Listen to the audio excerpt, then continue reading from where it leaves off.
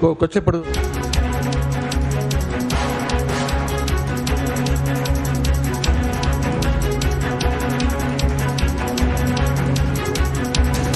அண்மை செய்தியை பார்த்து வருகிறோம்.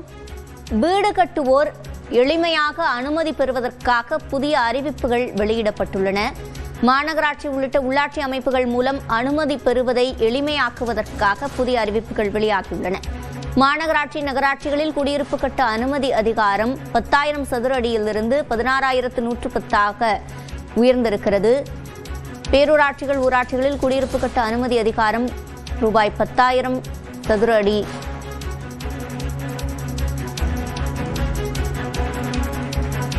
கூடுதல் விவரங்களை செய்தியாளர் அபினேஷிடம் கேட்கலாம். அபினேஷ், இந்த புதிய அறிவிப்பின் விவரங்கள். சிவரஞ்சனி, தமிழ்நாடு சட்டப்பேரவையில வீட்டு வசதி மற்றும் நகர்ப்புற வளர்ச்சித்துறையினுடைய புதிய அறிவிப்புகளை அமைச்சர் ராஜ்குமார் வெளியிட்டிருக்கிறார். அதுல பல்வேறு மிக முக்கியமான தலைப்புகளின் கீழே புதிய அறிவிப்புகளை வெளியிட்டிருக்கக்கூடிய நிலையில நகர் ஊரமைப்பு ஆணையகத்தின் கீழே புதிய அறிவிப்புகளை அமைச்சர் வெளியிட்டிருந்தார். மிக முக்கியமாக மாநகராட்சி மற்றும் நகராட்சிகளில் குடியிருப்பு கட்டிட அனுமதிக்கான அதிகாரம் தற்போதுள்ள 10,000 சதுர அடியிலிருந்து 16,140 சதுர அடியாக உயர்த்தப்படும் என அறிவித்திருக்கிறார். அதாவது 1,500 சதுர மீட்டர் தற்போது உயர்த்தப்பட்டிருக்கிறது. அதே போல பேரூராட்சிகள் மற்றும் கிராம ஊராட்சிகளில குடியிருப்பு கட்டிட அனுமதிக்கான அதிகாரம் தற்பொழுது 10,000 சதுர அடியிலிருந்து 12,912 சதுர அடியாக உயர்த்தப்படும் என அறிவித்திருக்கிறார். 1,200 சதுர மீட்டர் உயர்த்தப்படுகிறது. இதன் மூலமாக சிறிய அளவிலான குடியிருப்பு விண்ணப்பங்களுக்கு உள்ளாட்சி அமைப்புகளிலேயே ஒப்புதல் வழங்கப்படக்கூடிய வகையில இந்த அனுமதி என்பது வழங்கப்பட்டிருக்கிறது. அதே போல அனைத்து ஊராட்சிகள் அமைப்புகளுக்கும் வணிக கட்டிட அனுமதிக்கான அதிகாரம் தற்பொழுதுள்ள 2,000 சதுர அடியிலிருந்து 5,380 சதுர அடியாக உயர்த்தப்படும் எனவும் அறிவித்திருக்கிறாங்க. அதே போல சென்னை பெருநகர வளர்ச்சி குழுமத்தின் சார்பாக சில அறிவிப்புகள் வெளியிடப்பட்டிருக்கிறது. அந்த அடிப்படையில சென்னை பெருநகர வளர்ச்சி குழுமத்தால் சாத்தாங்காடு இரும்பு மற்றும் எஃகு அங்காடி வளாகம் மற்றும் கோயம்பேடு மொத்த விற்பனை அங்காடி வளாகத்தில் இருக்கக்கூடிய சாலைகளின் தரத்தை உயர்த்தவும் தமிழ்நாடு இந்த CMDA சார்பாக இந்த அறிவிப்பு வெளியிடப்பட்டிருக்கிறது.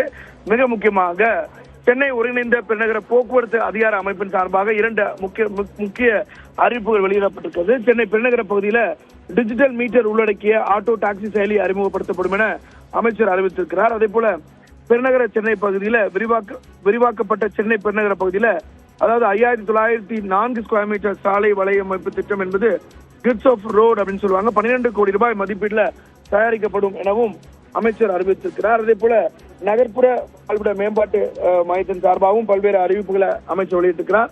மிக முக்கியமாக சென்னை பெரம்பூரில் சாலையோரங்கள் இதர ஆட்சேபகரமான பகுதியில் வாழக்கூடிய குடும்பங்கள் மற்றும் ஏழை எளிய வீடற்ற குடும்பங்களுக்கு 462 அடுக்குமாடி குடியிருப்புகள் 111.08 கோடி ரூபாய் திட்ட மதிப்பீட்டு கட்டப்படும் எனவும் அமைச்சர் அறிவித்திருக்கிறார். சிவரஞ்சனி, விவரங்களை வழங்கியமைக்கு நன்றி அபினேஷ்.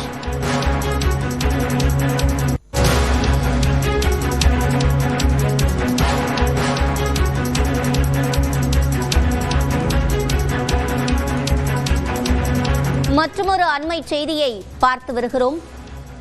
திமுக தலைவர்கள் பற்றி சமூக வலைதளங்களில் அவதூறு பரப்பிய புகார்களை CBI விசாரணைக்கு மாற்றக் கோரி திமுக வழக்கு தொடர்ந்திருக்கிறது. கூடுதல் விவரங்களை செய்தியாளர் மதனிடம் கேட்கலாம். மதன், இது தொடர்பான முழுமையான விவரங்கள். திமுக கட்சியும் திமுக தலைவர்களும் கலகப்படுத்தும் வகையில் AI மூலமாக உருவாக்கப்பட்ட புகைப்படங்கள், வீடியோக்களை X, Facebook, Instagram போன்ற சமூக வலைதளங்களில் பரப்பியதாக ஏற்கனவே பல்வேறு காவல் நிலையங்கள் வாய்ஸ் ஆஃப் காமன், ரூட் போன்ற அமைப்பின் எதிராக புகார் அளிக்கப்பட்டது. அதாவது 19 புகார்கள் மீது இதுவரை கொடுக்கப்பட்டும் அதன் மீது வழக்கு பதிவு செய்யப்படவில்லை என்று தெரிவித்துதான் தற்போது திமுக சட்டப்பிரிவு துணை செயலர் சந்திரபோஸ் என்பவர் இந்த ஒரு வழக்கை தாக்கல் செய்தார். அதாவது சமூக வலைதளங்களில் பதிவு செய்யப்பட்ட அவதூறு பதிவுகள் நீக்கப்படலாம் என்பதால் அந்த புகார்கள் மீது காவல்துறை எந்த ஒரு நடவடிக்கை எடுக்காது தங்களுக்கு பெருத்த பாதிப்பை ஏற்படுத்தியுள்ளதாக தெரிவித்தார். ஆனால் இதுவே தாவேகாவினருக்கு எதிராக கருத்து தெரிவிப்பது மீது புகார் கொடுத்தால் உடனடியாக வழக்கு பதிவு திமுக வழக்கு பதிவு செய்யும் காவல்துறையினர் திமுக கொடுக்கும் அந்த புகார்கள் மீது இதுவரைக்கும் எந்த ஒரு வழக்கு பதிவு செய்யாத காரணத்தால் இந்த புகார்களை CBIக்கு அனுப்பி நியாயமான சுதந்திரமான விசாரணை நடத்த வேண்டும் என்று தெரிவித்திருந்தார். இன்று காலை இந்த வழக்கை விசாரித்த நீதிபதி லட்சுமிநாராயணன் இந்த மனு தொடர்பாக 2 வாரங்களில் பதிலளிக்க வேண்டும் என்று தமிழக DGP, சென்னை மாநகர காவல் ஆணையர் உள்ளிட்டோருக்கு உத்தரவிட்டும் அதே போல இந்த வாய்ஸ் ஆஃப் காமன் மற்றும் ரூட் ஆகியோருக்கு அமைக்கவும் உத்தரவிட்டு தற்போது இந்த உத்தரவை பிறப்பித்துள்ளார். விவரங்களை வழங்கியமைக்கு நன்றி மதன்.